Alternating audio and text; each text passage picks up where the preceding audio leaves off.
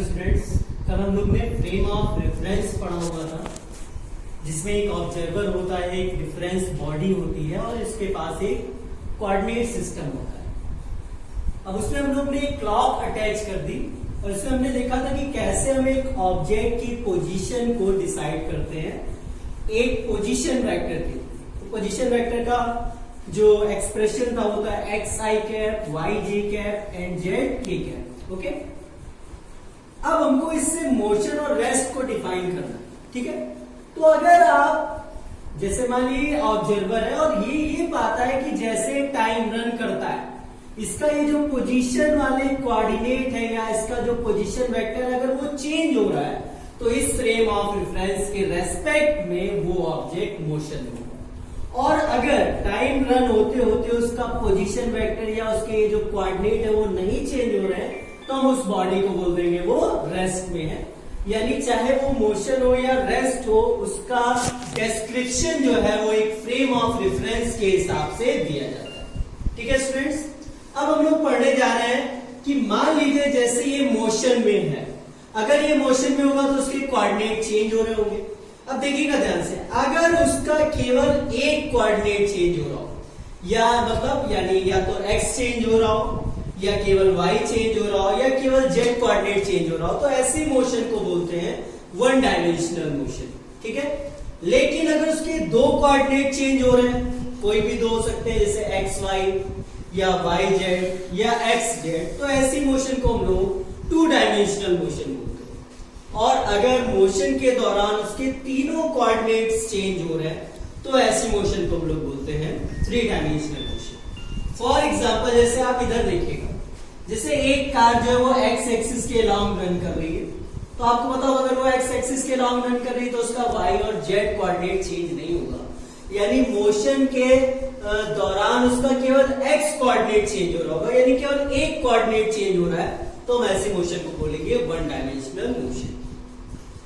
Second देखिए, जैसे हम लोग ने प्रोजेक्टाइल पढ़ा हुआ था, प्रोजेक्टाइल मोशन में आपने देखा था उसके दो कोऑर्डिनेट चेंज हुए, जैसे इस वाले में उसके x और y कोऑर्डिनेट चेंज हो रहा है, तो ऐसी मोशन को हम लोग बोलते हैं टू डायमेंशनल मोशन। ऐसे अगर तीनों चेंज हो रहे हैं तो उसको हम बोलेंगे थ्री डायमेंशनल मोशन। यानी जो प्रोजेक्टाइल है वो टू डायमेंशनल मोशन है, और ये जो car motion in a straight line आप देख रहे हो, तो ये वन डायमेंशनल मोशन है। Okay students,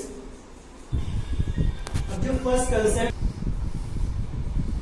distance and displacement, यानी दूरी और विस्थापन। ठीक है, तो फॉर एग्जाम्पल मान लीजिए कोई पर्सन था, ये पॉइंट ए से पॉइंट बी जाना चाहता है। पहले एक सेमी सर्कुलर यानी अर्धवृत्ताकार पथ पर ऐसे चला, सेमी सर्कुलर पाथ पे ऐसे चल के वो बी पे पहुंचता है। तो अगर हम आपसे पूछेंगे डिस्टेंस क्या है, तो आप बताएंगे कि डिस्टेंस होती है जिस पाथ पे वो चला है उसकी एक्चुअल लेंथ, और ये लेंथ कितनी होती है, ये सर्कमफेरेंस का आधा है। यानी अगर हम आपसे डिस्टेंस पूछेंगे तो आप बोलोगे सर्कमफेरेंस का आधा, यानी हाफ ऑफ 2 पाई r।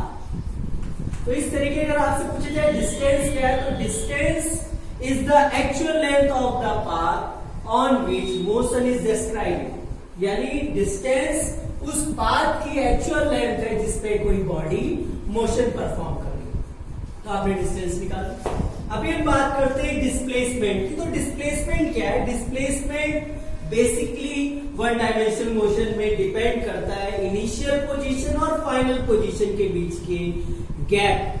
तो जैसे ये फाइनल पोजीशन है और ये इनिशियल पोजीशन, इनके बीच का जो मिनिमम गैप होगा, जो एक स्ट्रेट लाइन है जो एक पर्टिकुलर डायरेक्शन में है, उसको हम लोग बोलते हैं डिस्प्लेसमेंट। यानी डिस्प्लेसमेंट में हम लोग एक पर्टिकुलर डायरेक्शन देख रहे हैं, यानी डिस्प्लेसमेंट एक वेक्टर क्वांटिटी हो गया, विस्थापन एक सदिश राशि हो गई।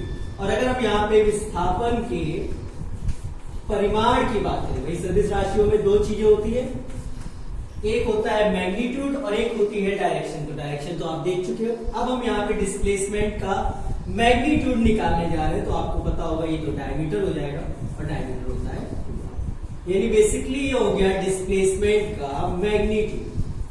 ठीक है, और डायरेक्शन आपको याद है ना, डायरेक्शन कैसे निकाले हम लोग ने, इनिशियल पॉइंट को फाइनल पॉइंट से ऐसे ज्वाइन किया हुआ इस तरह, तो ये हो गया डिस्प्लेसमेंट। तो अगर डिस्टेंस की बात होगी तो आपको एक्चुअल लेंथ निकालनी पड़ेगी पाथ की, और जब डिस्प्लेसमेंट की बात होगी तो आपको फाइनल पोजीशन और इनिशियल पोजीशन को एक स्ट्रेट लाइन से मिला देना है।